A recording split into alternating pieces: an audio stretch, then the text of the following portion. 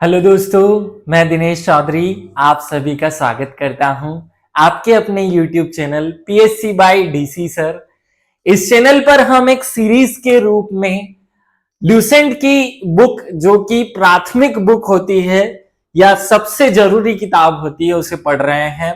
ये समय है साथियों जब हम अपनी नींव को मजबूत करें, अपने बेस को मजबूत करें। अगले 10 दिन में आप इस पूरे इतिहास को पढ़ चुके होंगे, याद कर चुके होंगे मेरे साथ। क्रमबद्ध रूप से अगले 10 दिन में हम इसे खत्म कर देंगे। इसी क्रम में हमने पहले मौर्य साम्राज्य पढ़ा, उसका प्रशासन पढ़ा। अब हम मौर्योत्तर काल या मौर्य के बाद कौन कौन से राजा आते हैं उसकी बात करने वाले हैं। चलिए शुरू करते हैं। सबसे पहले भगवान श्री गणेश का नाम लेकर श्री गणेशाय नमः बोलते हुए और मेरे शिक्षक सुरेश पटेल सर को याद करते हुए हम मूल टॉपिक पे आते हैं। मौर्योत्तर काल, यहां जो शब्द है इसे समझिएगा। मौर्योत्तर काल माने क्या? मौर्य के उत्तर, इस शब्द को लिखूं मैं, दो शब्दों से मिलकर बना है, मौर्य और उत्तर। मतलब उत्तर मतलब होता है बाद में, तो मौर्यों के बाद का समय, इसका ये मतलब है। काल माने समय, तो मौर्यों के बाद का समय ये कहा जा रहा है कि उसमें कौन राजा रहा। जब हमने मौर्य की बात की थी या मौर्य साम्राज्य की बात की थी, तो हमने देखा कि मौर्य साम्राज्य जो था वो बहुत विस्तृत रूप में भारत के लगभग सभी हिस्सों में कब्जा कर चुके थे, या भारत के सारे संपूर्ण जो क्षेत्र हैं उन पर अपना शासन बना चुके थे। ये उड़ीसा पर भी जब कलिंग पे उन्होंने आक्रमण किया, या कर्नाटक के आधे हिस्से पर उनका शासन हुआ करता था। पाकिस्तान जो कि उन्हीं के कब्जे में था, अफगानिस्तान का कुछ हिस्सा, अर्थात मोटे मोटे तौर पर ये वाला हिस्सा पूरी तरह मौर्यों के शासन काल में संपूर्ण भारत बन चुका था। दक्षिण में छोटे मोटे थोड़े बहुत शासन या छोटे मोटे राजा जिंदा थे, जिन्हें चेल चोर पांडे के नाम से पढ़ा जाता है, लेकिन उसे हम दक्षिण भारत के इतिहास में पढ़ेंगे, क्योंकि अभी हम ल्यूसेंट को क्रमबद्ध रूप से पढ़ रहे हैं। किसी एक स्टूडेंट ने पूछा कि सर ये मौर्य प्रशासन जो आप पढ़ा रहे हैं ये ल्यूसेंट में नहीं दिया है। नहीं भाई, मैं पूरा का पूरा ल्यूसेंट से ही कॉपी कर रहा हूं, पढ़ा रहा हूं, लेकिन उसमें मैं अपना थोड़ा बहुत जोड़ देता हूं, जो मुझे उसको क्रम से बनाना होता है। देखिए, चीजें तब याद होती है जब वो सीरियल में हो, क्रम से हो, व्यवस्थित रूप में हो। छोटे मोटे फैक्ट मैं अपनी तरफ से उनमें जोड़ देता हूं, तो आप मेरे साथ इसको कंप्लीट करते जाइए। आप एक दिन इतिहास के पापा बन जाएंगे, इतिहास आपको अच्छे से याद हो जाएगा, गारंटी है मेरी। आप बस इसे याद करते जाइएगा। हम बात कर रहे हैं मौर्योत्तर काल की। तो मौर्योत्तर काल में जो कि ये पूरा शासन जो है मौर्यों का था या मौर्य साम्राज्य हुआ करता था, इसमें धीरे धीरे जब अच्छे राजा नहीं आते हैं, अच्छे उत्तराधिकारी उस गद्दी पर नहीं बैठते हैं, तो टूटने की स्थिति बनती है। छोटे छोटे राज्य जो है वो टूटने लगते हैं, और सबसे पहले जो शुरुआत होती है वो इस आसपास के महाराष्ट्र के जो दक्षिणी हिस्सा है, जो आंध्र प्रदेश और महाराष्ट्र की बॉर्डर वाला हिस्सा है, वहां से होती है। और यहां पर हमें 3 वंश देखने को मिलेंगे। अब यहाँ के जो उत्तराधिकारी वो 2 रूपों में हम पढ़ते हैं। एक वे जो भारत के ही राजा बने, और एक वो जो विदेशी आक्रमण करने के बाद भारत में राज करने लगे। देखिए, इसे हम मौर्योत्तर काल में 2 प्रकार के राजा के रूप में पढ़ते हैं। एक है देशी उत्तराधिकारी और एक है विदेशी उत्तराधिकारी। देशी उत्तराधिकारी में हम उन राजाओं को पढ़ेंगे जो देश के ही थे या जो यहीं के थे और राज करने लगे। विदेशी में हम उनको पढ़ते हैं जो किसी विश्व के दूसरे देश से भारत में आए, जैसे शक, पल्लव, कुषाण। ये राजा जो हैं ये भारत बाहर से कहीं से आते हैं और भारत के क्षेत्र पर कब्जा कर लेते हैं। जबकि भारत में हम 3 राजा पढ़ते हैं जो बड़े सेक्सी हैं। नाम याद रख लेना, मैंने तो याद रखने के लिए सेक्सी याद रखा हुआ है। तो स से होता है शक, या स से आपको आप अपने हिसाब से इसका कोडिंग करिएगा, क्योंकि मेरे हिसाब से थोड़ा से कोडिंग मतलब मेरी बनाई हुई है, हो सकता है वो आपको याद ना रहे। तो हम देशी उत्तराधिकारी और विदेशी उत्तराधिकारी जो है इस रूप में इस पूरे चैप्टर को पढ़ते हैं। देशी उत्तराधिकारी में हम 3 राजाओं को पढ़ते हैं। तो देशी उत्तराधिकारी में हम 3 लोग पढ़ते हैं। मैंने अब भी कहा, अगर आपको मेरा ही कोड याद रखना है तो आप याद रख सकते हैं। मैंने इसका कोड बनाया था कि देशी राजा बहुत सेक्सी थे। कैसे थे? सेक्सी। हिंदी वाला सेक्सी लिखना, इंग्लिश वाला सेक्सी मत लिख देना, SEXY वाला। तो ये वाला नहीं लिखना है, सेक्सी, SK और स से हो जाएगा शुंग वंश, क से हो जाएगा कण्व वंश, और फिर स से हो जाएगा सातवाहन वंश। तो ये तीन राजा या तीन प्रकार की डायनेस्टी या तीन प्रकार के साम्राज्य मौर्यों के चले जाने के बाद पूरे भारत में बनते हैं। आपको कॉमनली याद रखना है कि मौर्य के बाद सबसे पहले शुंग आता है, फिर कण्व आता है और फिर सातवाहन आता है। ये तीन देशी राजा होंगे, कुछ विदेशी भी होंगे, लेकिन वहां हम अगले वीडियो में चलेंगे। विदेशी राजा हम नेक्स्ट वीडियो में पढ़ेंगे। उसके बाद गुप्त काल शुरू हो जाएगा। तो भारत के जो तीन वंश आए जो मौर्य के स्थान पर, या देखिए ये उतना बड़ा साम्राज्य तो नहीं बना पाएंगे जितना बड़ा मौर्य का था, लेकिन उनके बाद अगर उत्तराधिकारी के रूप में पढ़ा जाए तो इन्हीं को पढ़ा जाना चाहिए, क्योंकि शुंग वंश के अंतिम राजा को मार करके मौर्य वंश के अंतिम राजा को मार करके शुंग वंश का व्यक्ति या शुंग वंश का जो सेनापति वो अपना शासन बना लेगा। वहीं से शुंग वंश की शुरुआत होगी और उसका नाम है पुष्यमित्र शुंग। आप याद रखेंगे, इंदौर के मेयर का नाम और इनका नाम मिक्स का मैच होता है। इंदौर के अभी जो महापौर है उनका नाम है पुष्यमित्र भार्गव। तो आप याद रख लेना, पुष्यमित्र जो है वो शुंग वंश का है और वो वही है जो अभी कॉपी हो रहा है। कर्ण व से वासुदेव हो जाएगा और सातवाहन से सात से सिमुख हो जाएगा। तो बड़े आसान है इनके राजाओं के प्रथम या उनके संस्थापकों के नाम याद करना। अभी हम ऊपरी तौर पर देख लेते हैं कि कौन कौन से विदेशी आक्रमणकारी भी इस समय शासन करने के लिए भारत में आते हैं। तो विदेशी आक्रमणकारियों में सबसे पहले होते हैं हिंद यवन, या इन्हें हम यूनानी कहेंगे। तो हिंद यवन या यूनानी जो है उनमें उनका संस्थापक होता है डेमेट्रियस। इनको हम डिटेल में पढ़ने वाले हैं। फिर शक आते हैं, पल्लव आते हैं और कुषाण आते हैं। ऐसे चार जो शासक हैं वो आते हैं।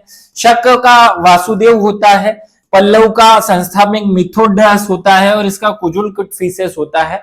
ऐसे अलग अलग डायनेस्टी या शासन तंत्र अब हमें पढ़ने हैं। जैसे मौर्य एक बहुत बड़ा शासन तंत्र था, उसके बाद सीधे तीन छोटे छोटे टुकड़े हमें पढ़ने होते हैं या तीन अलग अलग तंत्र पढ़ते हैं, जिसमें हम सब पहला पढ़ेंगे शुंग वंश। अब शुंग वंश की पूरी स्टोरी अपने दिमाग में बिठानी है।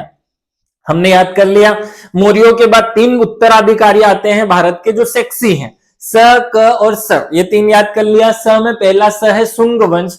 शुंग वंश का संस्थापक कौन होगा? पुष्यमित्र शुंग होगा।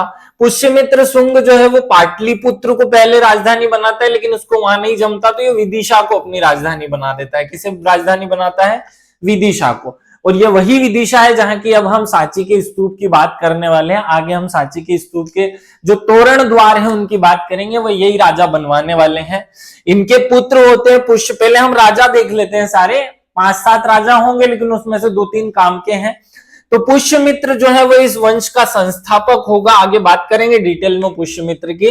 लेकिन उनका पुत्र है अग्निमित्र, जो कालिदास द्वारा रचित मालविका अग्निमित्रम का नायक है।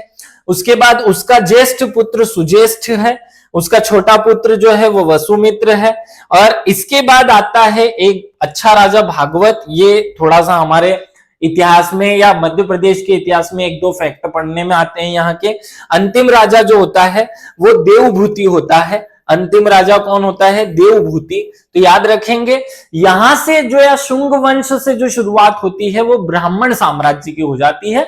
इस स्टोरी को थोड़ा सा पीछे मैं फिर से ले जा करके समझाऊं कि मौर्य शासन काल में जैन और बौद्ध धर्म का बोलबाला हो जाता है। किसका बोलबाला हो जाता है?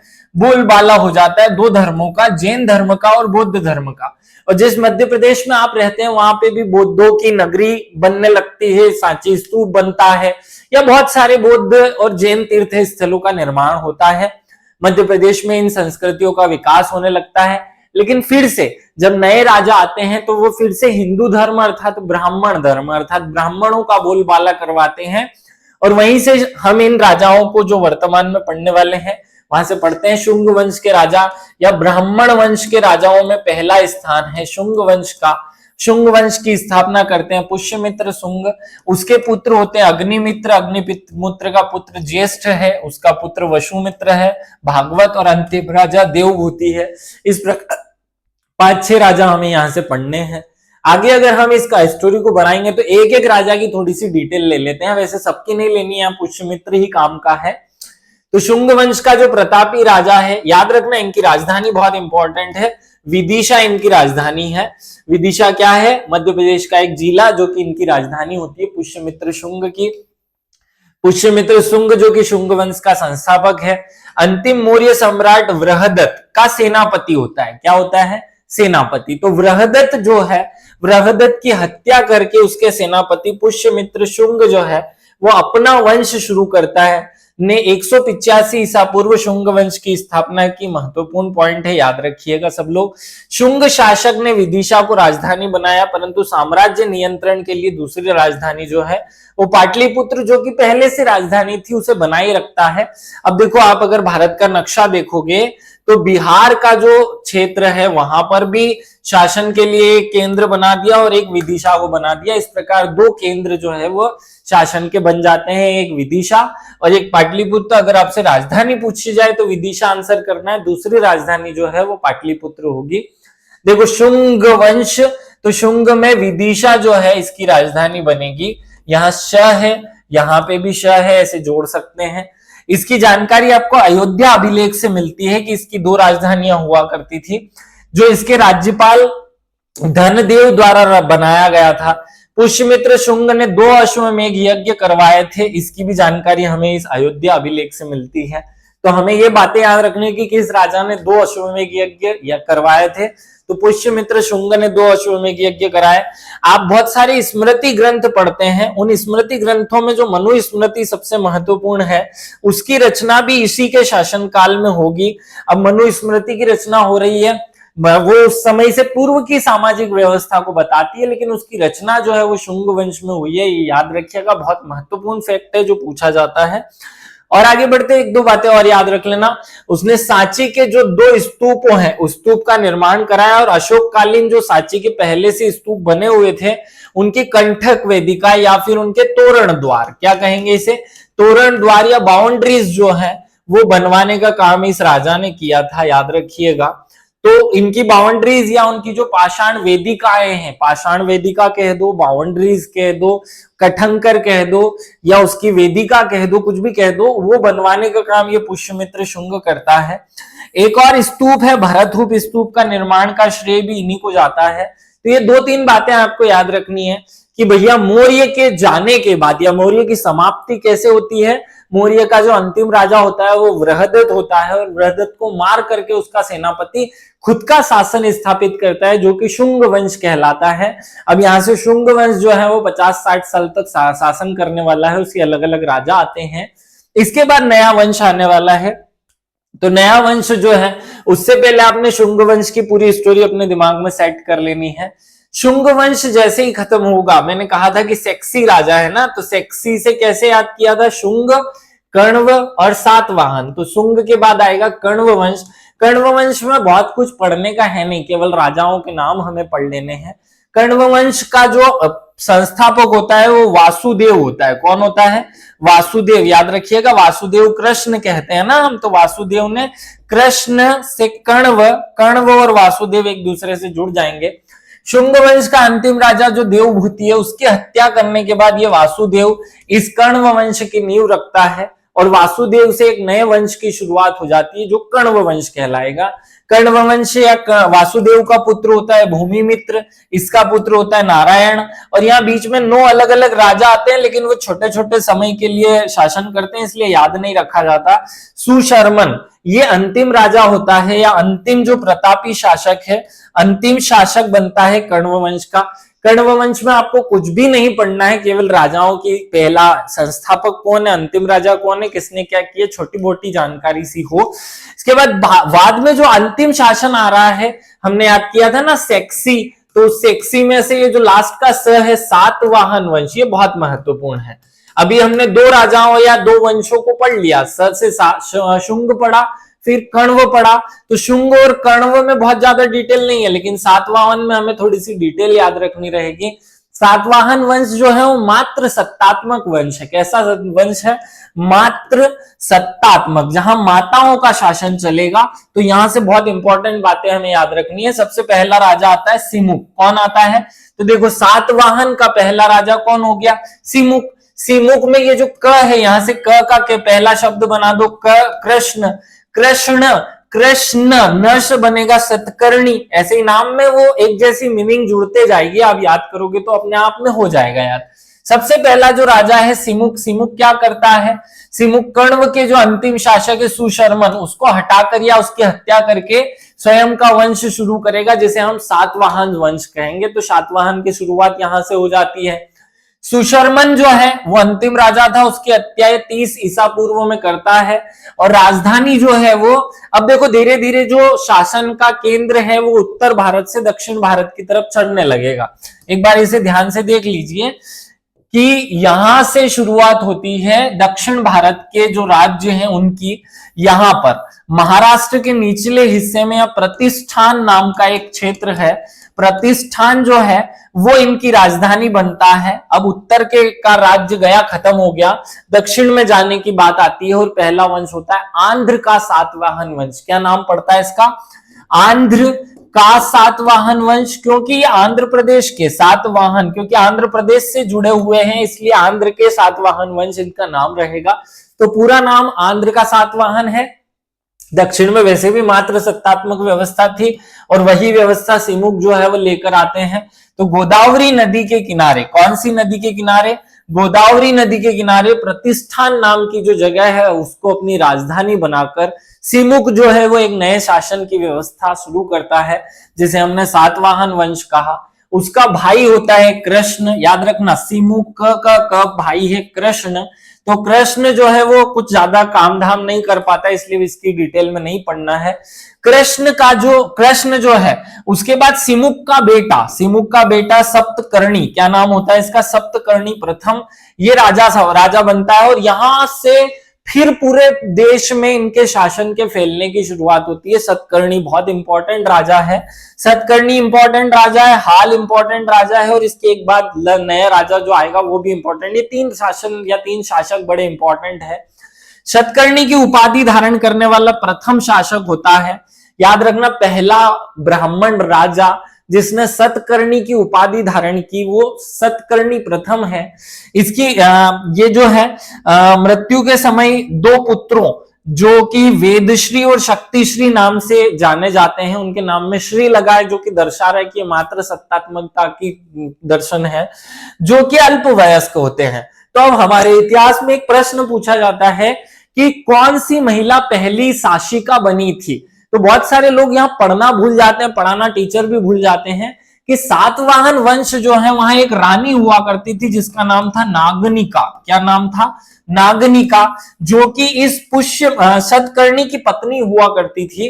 क्योंकि जब ये मरता है तो इसके दोनों पुत्र जो है अल्पवयस्क होते हैं, इसलिए नागनिका पहली बार इन दोनों की संरक्षिका बन करके खुद शासन चलाना शुरू करती है और पहली हिंदू शासिका बनती है जो किसी भी राजा की संरक्षिका बन करके शासन को चलाती है। हम लोग पढ़ते हैं कि दुर्गावती ने शासन चलाया, अहिल्याबाई ने शासन चलाया, वो खूब चलाया, वो बाद में चलाया। सबसे पहले शुरुआत जो है वो इस नागनिका ने की थी, याद रखिएगा, नागनिका नाम की रानी आपको याद रखना है। प्रथम भारतीय महिला शासिका बनती है। सतकर्णी ने 2 अश्वमेध यज्ञ कराए हैं और एक राजसूय यज्ञ कराया है, ये भी बहुत महत्वपूर्ण है। यही से ब्राह्मणों को भूमि दान देने की शुरुआत भी होगी, लेकिन उसे हम फैक्ट में पढ़ लेंगे। इसके बाद नया राजा आता है हाल। हाल जो है वो प्राकृत भाषा में एक किताब लिखता है जिसका नाम है गाथा सप्तसती। क्या नाम है, गाथा सप्तसती। और इसी के दरबार में एक कवि भी होता है जिसका नाम है गुणांड्य। क्या नाम है, गुणांड्य। गुणांड्य जो है वो बहुत महत्वपूर्ण कवि हैं। वो किसके दरबार में थे, तो हाल के दरबार में थे। गाथा सप्तसती और वृहद कथा, ये 2 रचनाएं जो हैं, वृहद कथा गुणांड्य की और हाल की गाथा सप्तसती, ये दोनों बहुत ही महत्वपूर्ण है। बार बार एग्जाम में अलग अलग तरीके से पूछी जाती है। हाल किस वंश का राजा था, तो हाल जो है वो महिलाओं वाले वंश सातवाहन वंश का राजा था। अब हाल के बाद कौन राजा आता है उसकी बात करते हैं हम। हाल के बाद गौतमी पुत्र सतकर्णी नाम का राजा आता है। अब यहां से शुरुआत होती है, जो भी व्यक्ति राजा बनेगा वो अपनी मम्मी का नाम या माता का नाम अपने नाम के पीछे लगाएगा। इसका नाम गौतमी है, गौतमी पुत्र सतकर्णी है। तो नाम तो सतकर्णी है, लेकिन वो कौन सा सतकर्णी, गौतमी का पुत्र सतकर्णी है। और यहाँ सातवाहन वंश पूरे भारत में लगभग फैल चुका होता है। उत्तर बहुत बहुत टॉप हिस्सा छोड़ दो, गंगा नदी के नीचे नीचे के हिस्से को राज करते हैं ये। सातवाहन वंश का सबसे महानतम शासक जो 23वां शासक जो है वो ये बनता है गौतमी पुत्र सतकर्णी। और नासिक अभिलेख जो है यहां से एग्जाम में बार बार पूछा जाता है। नासिक अभिलेख में जो भी कुछ लिखा है वो सब बातें गौतमीपुत्र सतकर्णी के जमाने की है। वो कहता है, या गौतमीपुत्र सतकर्णी के बारे में नासिक अभिलेख कहता है कि भारत का एकमात्र ब्राह्मण राजा, क्या कह रहा है, एकमात्र ब्राह्मण राजा, एकमात्र ब्राह्मण राजा कौन सा है, तो वो गौतमीपुत्र सतकर्णी है। अगर उसे अद्वितीय ब्राह्मण कहा जाए तो भी कोई बुरी बात नहीं होगी, ये अद्वितीय ब्राह्मण है। वेदों का आश्रयदाता भी कहा जाता है इसे, तो वेदों का आश्रयदाता, आश्रयदाता ये भी इसे कहा गया है। ये भी कहा गया कि पर्वतों का स्वामी भी वही है। और ये भी कहा गया है कि वर्ण व्यवस्था का संरक्षक कौन है, तो वो भी गौतमीपुत्र सतकर्णी है।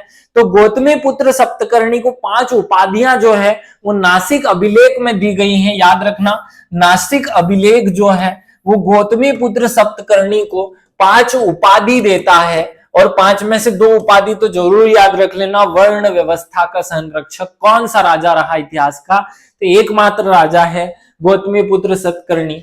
उसका बेटा होता है वशिष्ठी पुत्र पुलवामी। क्या होता है, वशिष्ठी पुत्र पुलवामी। ये भी उसी वंश का राजा है, महिला प्रधान राजा होते हैं, मम्मी का नाम अपने नाम में जोड़कर लिखते हैं। फिर उसका बेटा होता है शिवश्री सतकर्णी।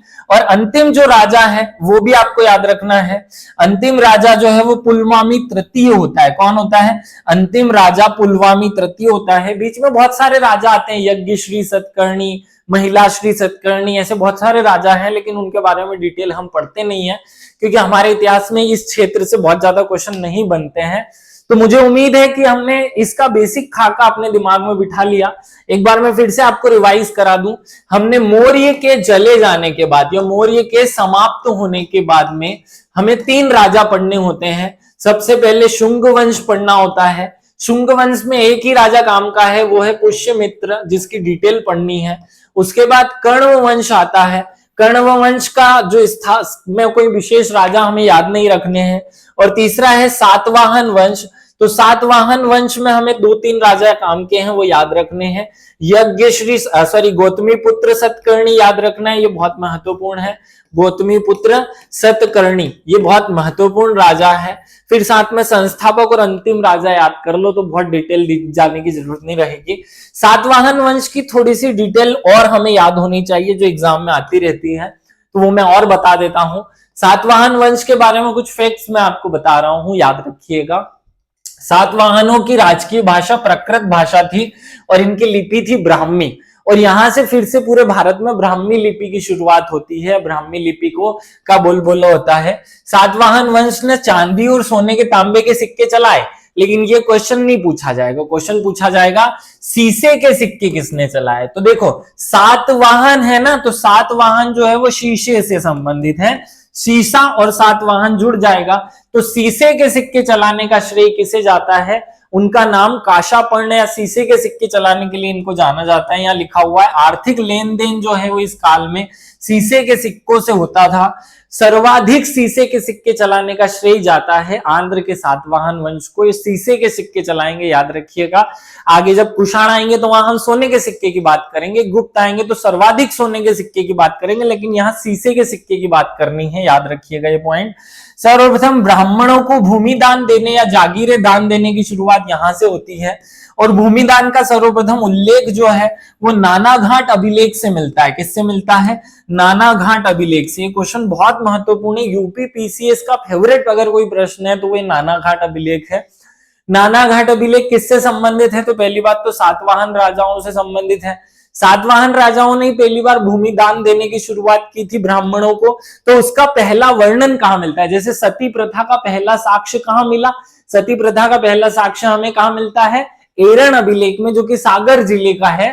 तो उसके जैसा यहां से याद रखिएगा कि भूमि दान देने का पहला अभिलेख जो है वो नानाघाट अभिलेख है, और जिसका वर्णन हमें कहां मिलता है, या सॉरी नानाघाट अभिलेख से ही मिलता है कि ब्राह्मणों को भूमि दान देना सातवाहनों ने शुरू किया। ये मात्र सत्तात्मक सामाजिक व्यवस्था का प्रमाण देते हैं, अर्थात समाज में मात्र सत्तात्मक व्यवस्था रही, ऐसा भी बताते हैं। इतिहास को पूरा हिला देते हैं ये। आप याद रखेंगे, हमने सीरीज के रूप में क्रमबद्ध तरीके से 3 वंशों को पढ़ा। ये 3 वंश हमारे लिए बहुत इंपॉर्टेंट है, शुंग वंश, कण्व वंश और सातवाहन वंश। देखो, जैसे अशोक आकर के सांची के स्तूप बनवाता है, उसके बाद एक राजा पुष्यमित्र जो कि हिंदू राजा होकर के बौद्ध धर्म के आसपास की बाउंड्री बना रहा है, तो ये प्रश्न यहां से बहुत इंपॉर्टेंट है और पूछे भी जाते हैं। तो पुष्यमित्र शुंग जो है बड़ा इंपॉर्टेंट राजा रहा, जिसने नए वंश शुंग वंश की शुरुआत की। अब इसी समय पे भारत में हो क्या रहा था, ये जो भारत है, यहां पर कुछ चीनी लोग आ जाएंगे और कुछ इधर से यवन लोग आ जाएंगे, कुछ कुषाण और शक लोग आएंगे जो भारत पर कब्जा करेंगे और भारत पर शासन करेंगे, जिसको हम अगले वीडियो में शक, पल्लव, कुषाण और यवन, हिंद यवन नाम से पढ़ते हैं। तो विदेशी आक्रमणकारियों के बारे में अगले वीडियो में हम पढ़ेंगे। उम्मीद है आपको इस छोटे से वीडियो में बहुत कुछ अच्छा सीखने को मिला होगा। मैं उम्मीद करता हूं कि मेरे सभी स्टूडेंट मेरे साथ तैयारी कर रहे होंगे, याद कर रहे होंगे। याद करना बड़ा आसान है, एक बड़ी सी शीट लेनी है और उसमें क्रमबद्ध रूप से इतिहास के जो राजा आए उनको क्रमबद्ध तरीके से लिख लेना है, सब कुछ याद रहेगा। इसी के साथ मैं आप सबसे अलविदा लेता हूं। कल के वीडियो में हम शक, पल्लव, कुषाण पढ़ने वाले हैं, तो आप लूसेंट को पहले ही मेरे एक बार रीड कर लिया करें। मैं जब पढ़ाऊं उससे पहले एक बार आप रीड कर लें और फिर मेरे साथ पढ़ना शुरू करें। मैं चीजों को क्रमबद्ध रूप से जमाता हूं और आपके सामने प्रेजेंट करता हूं, बस इतना ही डिफरेंस है। जय हिंद, जय भारत, भारत माता की जय।